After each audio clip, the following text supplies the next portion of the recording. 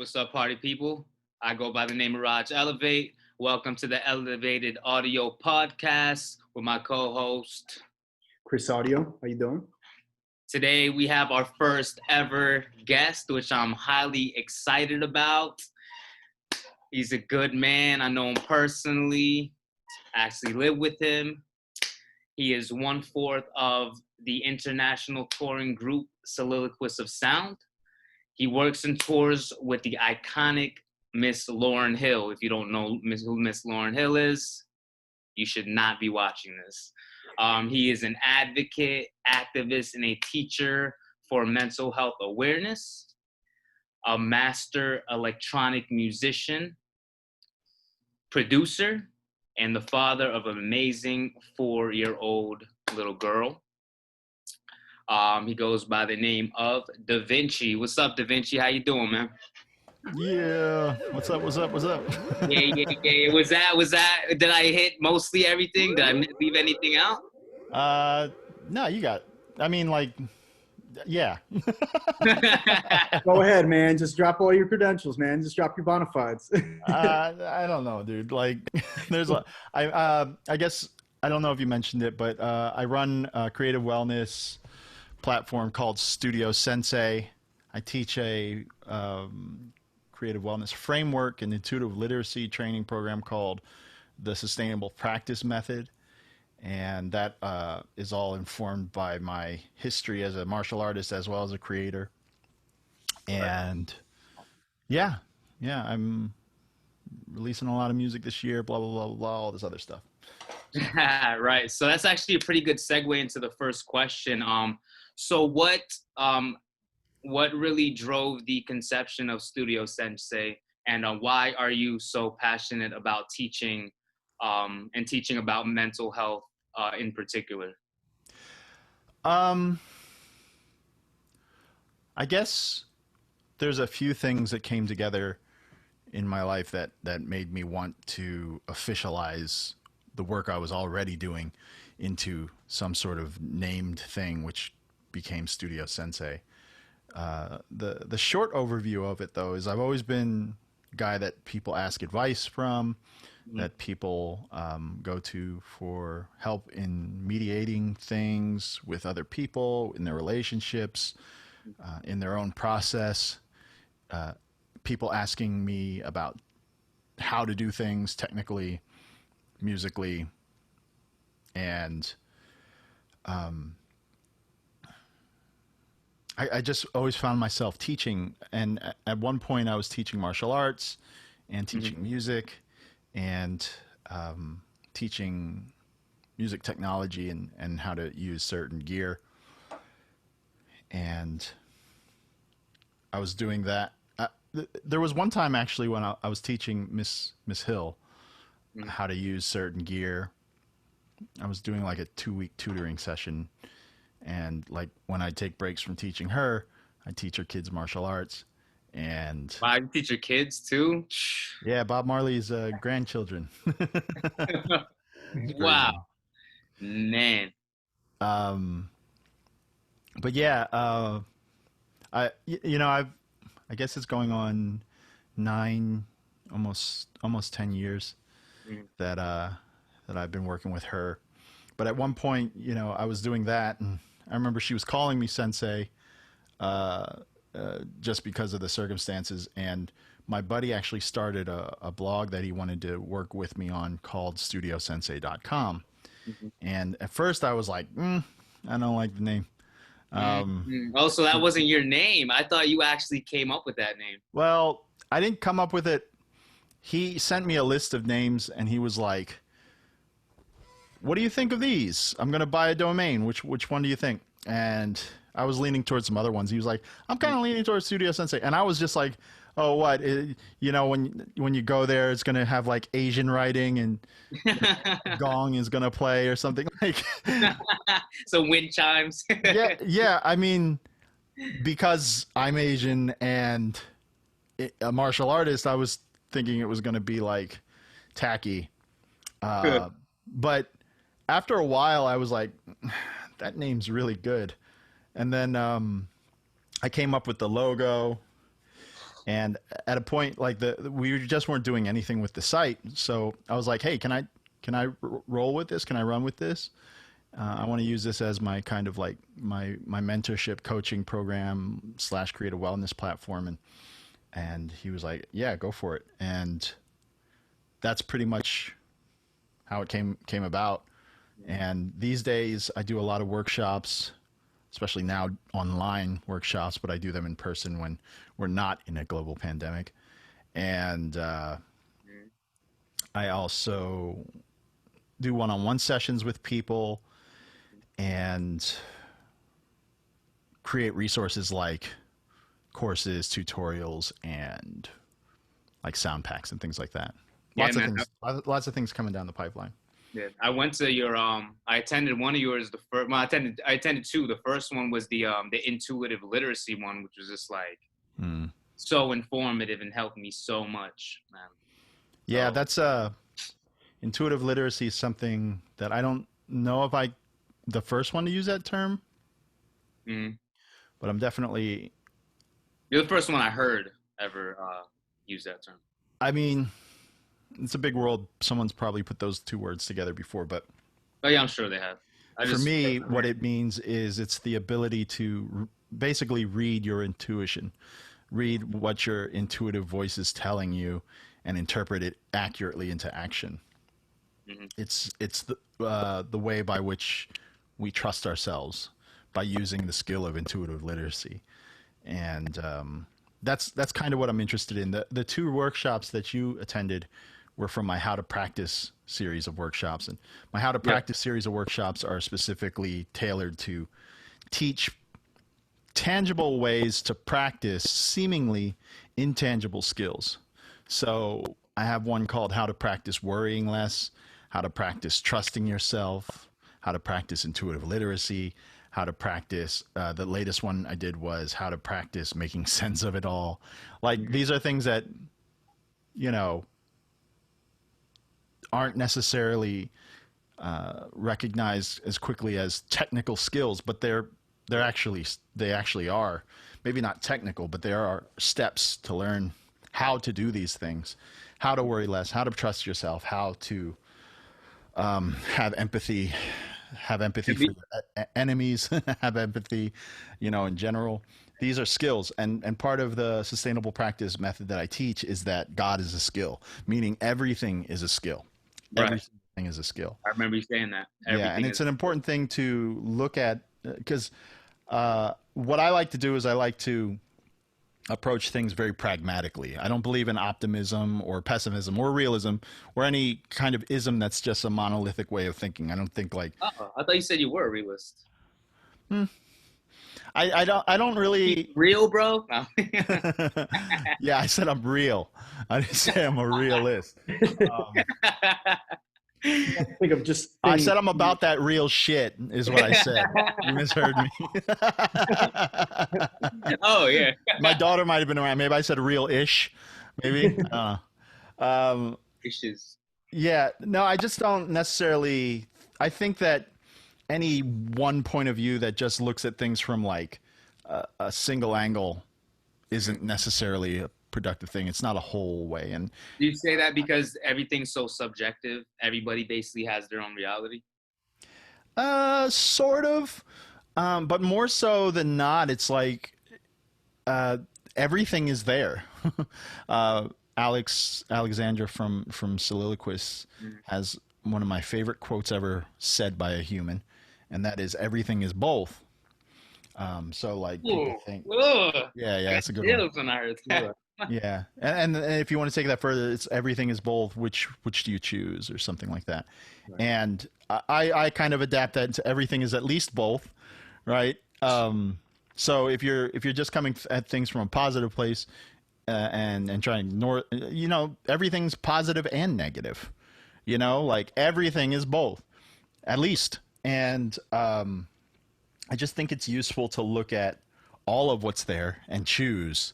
Acknowledge all of it and choose, as opposed to just try to be positive. For example, like optimism is, you know, I hear a lot of people who are self-proclaimed optimists that say, "Oh yeah, I'm just trying to be positive, you know, keep my head like," and I'm like, why? Why try to be positive? You know, I think it's a much healthier pursuit, a much more progressive pursuit to try to be productive. You know, don't focus on the most positive thing, focus on the most productive thing.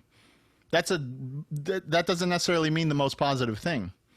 You know, what's the most productive thing? And I think that's I guess it, I don't know. I was just talking to somebody last night about he was like, you know, that's the nihilistic side of me, and the optimistic side of me feels this way, and I'm just like, nihilism, optimism, they just miss the mark. You What's know, the if you definition of nihilism? what's that? And you said nihilism? Nihilism is like abandoning of moral or religious practice in favor of the idea that life is meaningless. Okay. So a nihilist is like, none of this means anything anyway, you know? Is that like atheism? I'd say that there's overlap with atheists and But they're not nihilists. synonymous. Yeah, yeah. It's its own thing. But I mean, there's definitely a lot of. I haven't done a lot of research, but there's definitely a lot of atheists that are nihilistic. You know, but those things are just like, okay, well, what's it matter? You know, what's it matter if it's meaningless? But is that more of like a, just, I don't mean to say it in like a negative way, but like maybe, okay, I'm going to say like a phrase, right? And you tell me if this kind of is in line with nihilistic thinking. Just thing as it comes, and don't get mad about it. Don't get happy about it. It is what it is, kind of thing. Yeah, like just take things as they come type of They thing. just happen, you know? Yeah, it could. It could. It's almost But like pathetic, you know? yeah, I think it really just comes down to like, it doesn't matter anyway. Everything's, you know, this isn't going anywhere. But I mean, the problem I have with any of those beliefs is, let's just talk about nihilism, for example. You can't prove it. Right. You can't prove that life's meaningless. And by the time you can, it might be too late to even mean anything, you know? And I can't prove that it has meaning either. So where does that leave us? Right. I think people get like really caught up in that. Like, does everything happen for a reason or does it not? You know, is everything happen for a reason or is everything meaningless and everything random? Who cares? What benefits you the most to assume, right? Because that's all we could do. We can't prove any of these things really, not to a definitive point.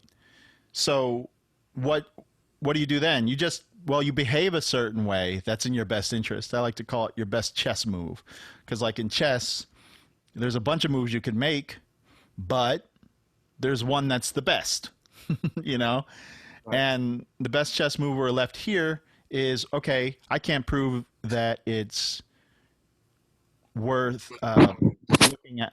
I can't prove that life has ultimate meaning or it's meaningless or that everything happens for a reason, but I can prove, more so, I can prove that if I behave like everything happens for a reason, it will work out better for me. So that's it. I don't get caught up in like, okay, let's try to prove this or that, because I can't. And if I could, it's going to take a lifetime of research, you know? That's too much. What matters? Well, how am I going to live the life that I have? Well, I live like life does have meaning, and not only like it has meaning, but like everything happens for a reason. And again, I don't care to prove that's true. I just know that if I approach life like everything happens for a reason, anything that does happen, I will look for the reason in it, right?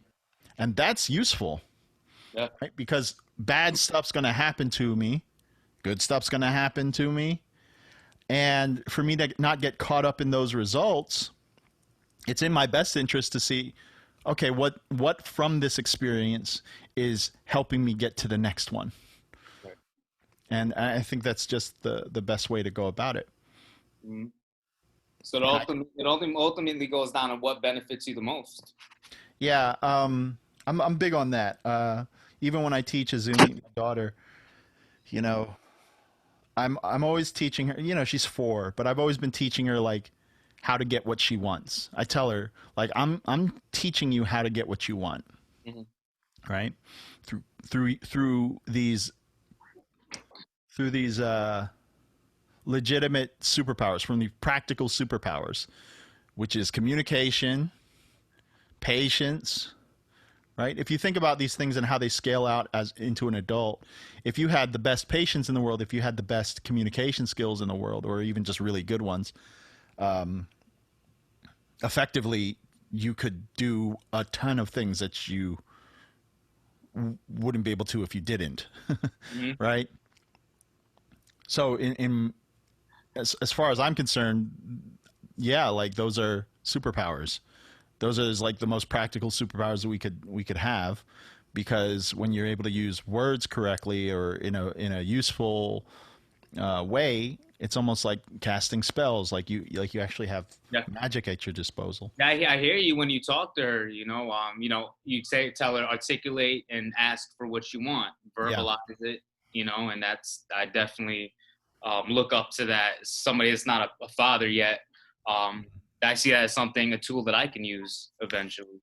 It's cool too, because doing all this work with adults, when I was teaching martial arts, if somebody came from having trained another martial art, it was almost a little bit more difficult to teach them than it was to teach someone who had no training. Right. Right.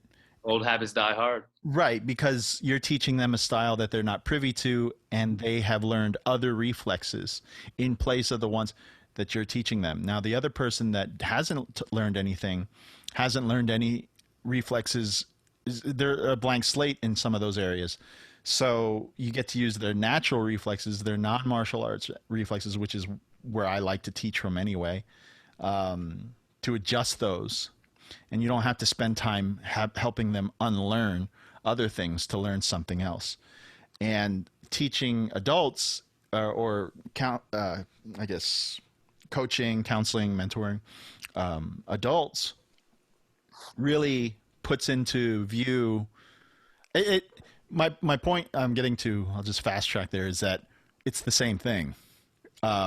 Essentially, like I'm teaching the same things to adults that I am teaching to my daughter. The methods are a little different because she's more of a blank slate and she has less to unlearn. And the adults are more, it's like retroactive teaching, like, because, but essentially it's similar, because a lot of us have been through some sort of trauma or summation of micro traumas, that when you go through a trauma, you kind of like, you don't necessarily get stunted at that age that you were in that trauma, but you do, like, when that thing happens again, you do like kind of temporarily regress to that age that trauma happened at. And so for my daughter, I'm always teaching her, like, this is how you get what you want. Like, I tell you, no, patience is your best bet here. Here's how you negotiate with me. Here's how you do this. Here's how you do that. And it's cool because I love seeing this happen, because I'm really putting into focus that what she wants is important. And that's something that a lot of us have not been taught, that what we want is important, that what we need to do is important, and that what we want is secondary to that. But I don't believe in need to or should. Like, those are things that I think are fallacy, like farces. Those aren't accurate. They fall too much within like a construct, or into some kind of box. When someone's telling you, you need this, you should do this, they're basically fitting you into what they think. things should In be. some cases, yeah, in some cases, but I also think that like um, it's also lacking definition, you know? Like you should do this. Right. Let's say something that we still say to ourselves and that we've been told ever since we were kids, you should brush your teeth. Right. Like you should brush your teeth. But then I'm like, based on what? Why? Why should I? So your teeth don't fall out. Sure. But that's a different conversation, right? You're at least providing the reason, behind Yeah, it. there's no You context should do with this. should. Okay, but why? Yeah. There's no context with should. That's why it's inaccurate. It doesn't really specify. And it's dangerous when you don't specify because you're casting a widespread spell on yourself that more often than not will end in shame or forcing yourself to do something or guilt or beating yourself up or forcing yourself to do something that you ultimately would want. Yeah. My point is that I think want is at the core of every should, and it's just a really inaccurate and just not an effective way to address what we want. Like you said, you should brush your teeth because you want to keep your teeth. Cool.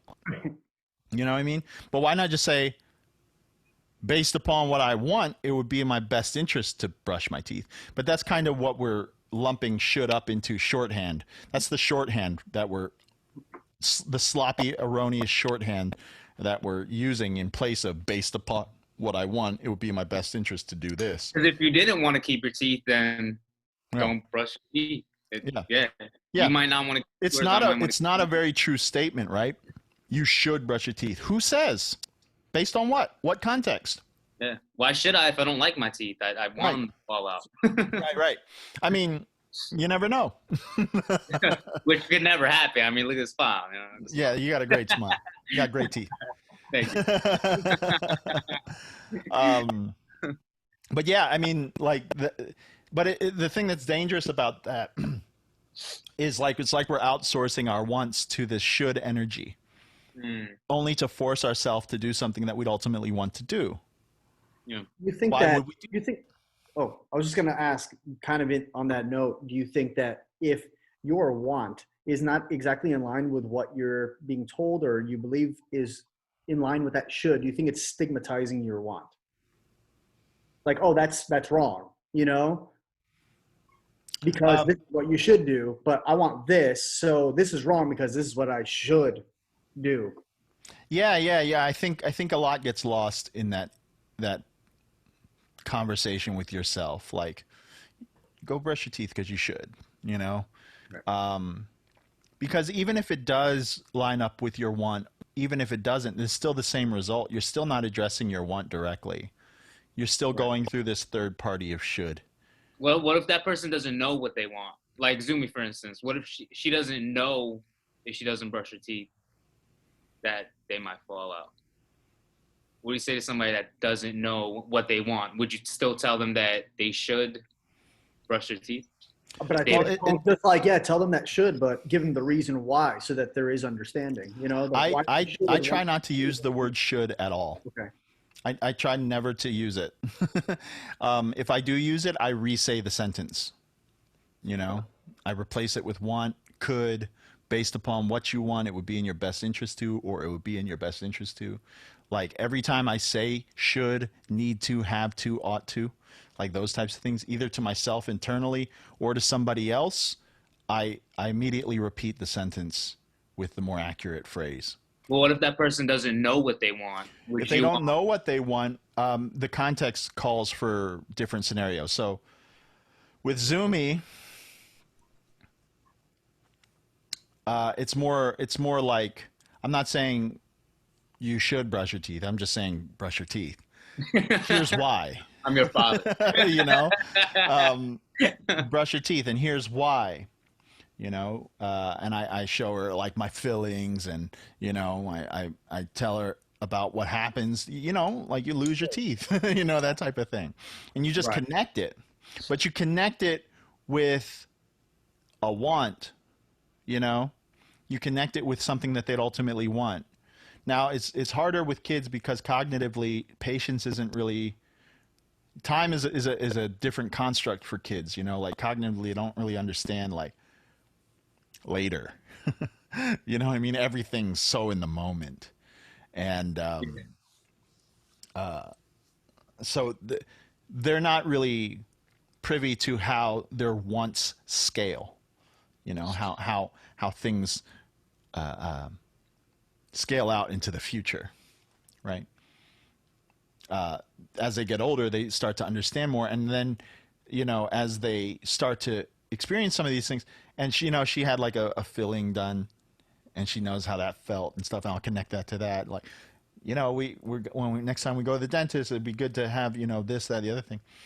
But for kids, it's like that, you know, because you're actually guiding them through a particular process, through a thought pattern that you're trying to create reflexes around. For adults, you more question, right? What do you want, right? But you're right. Like a lot of people don't know what they want. Then that's where intuitive literacy comes into play. Is you start practicing listening to what you want, even if you don't feel like it's the thing. Because the thing is, we always know what we want. We second guess what we want often.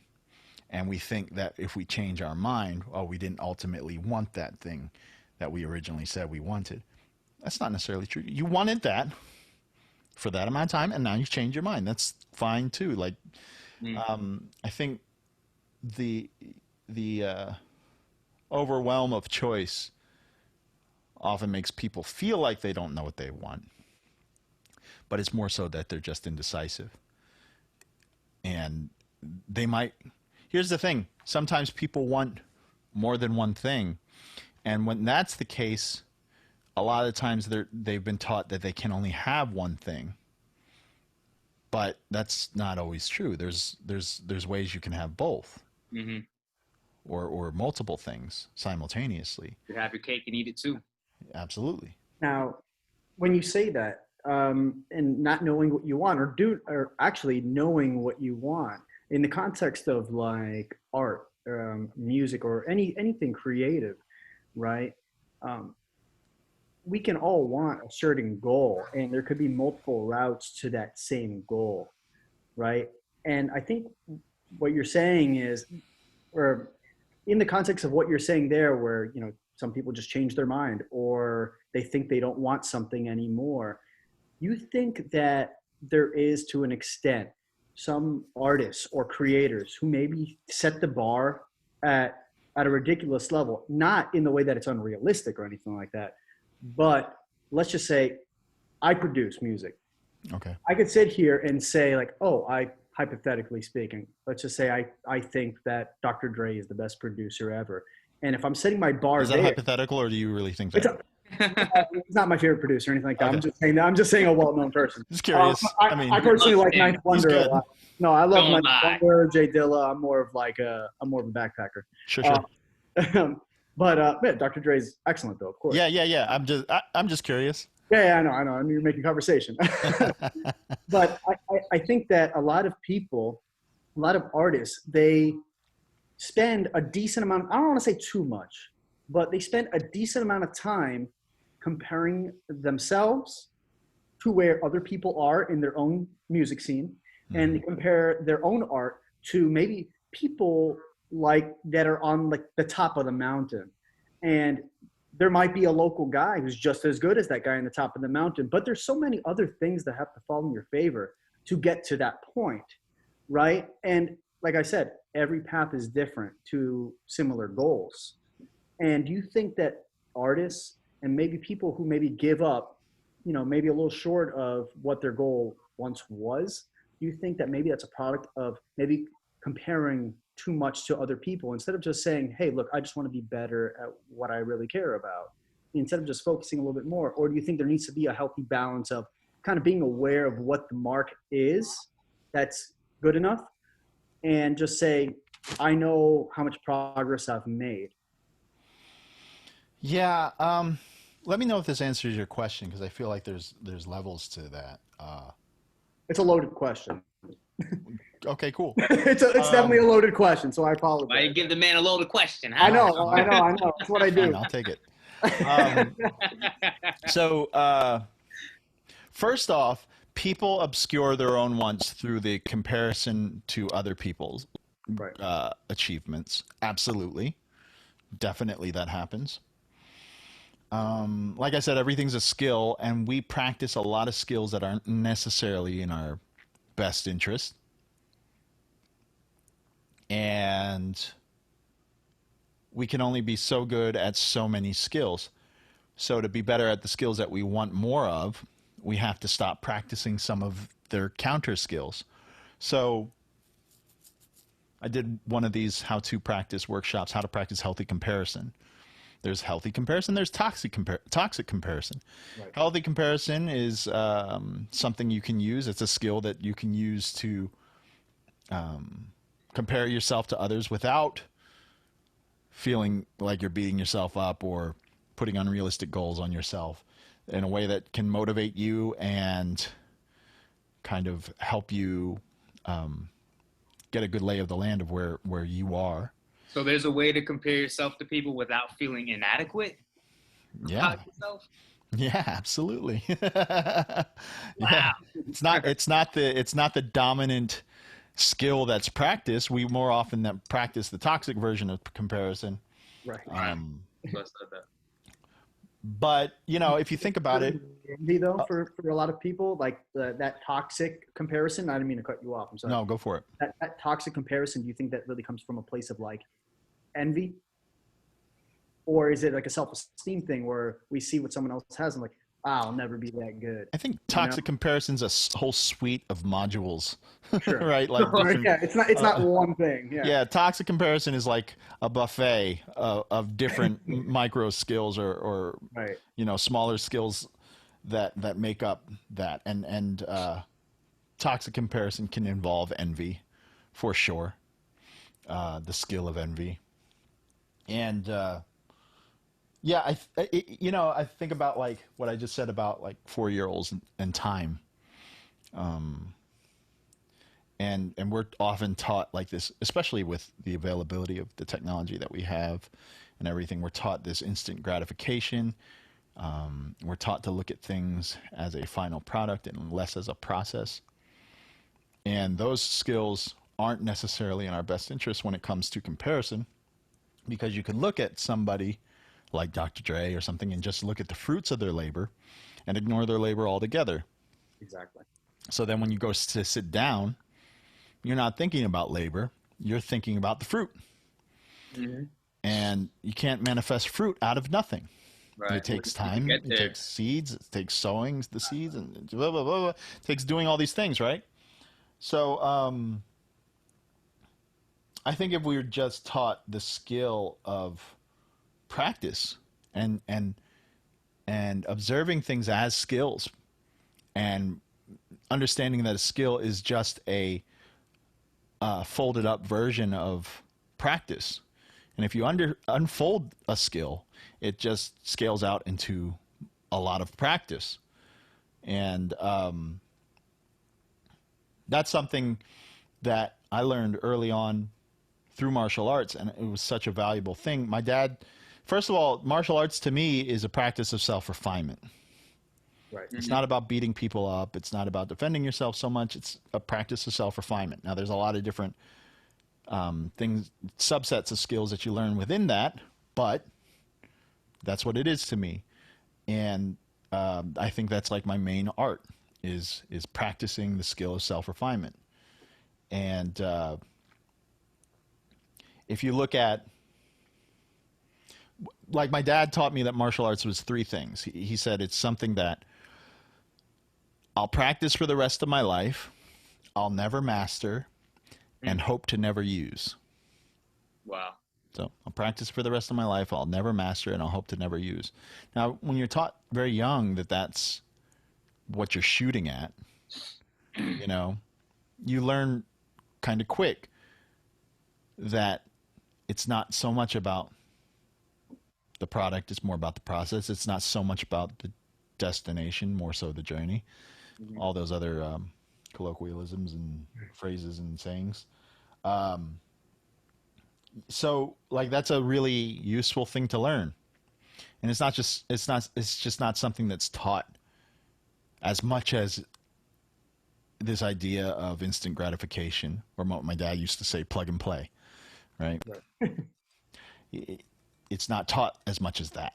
And if it were, we'd be able to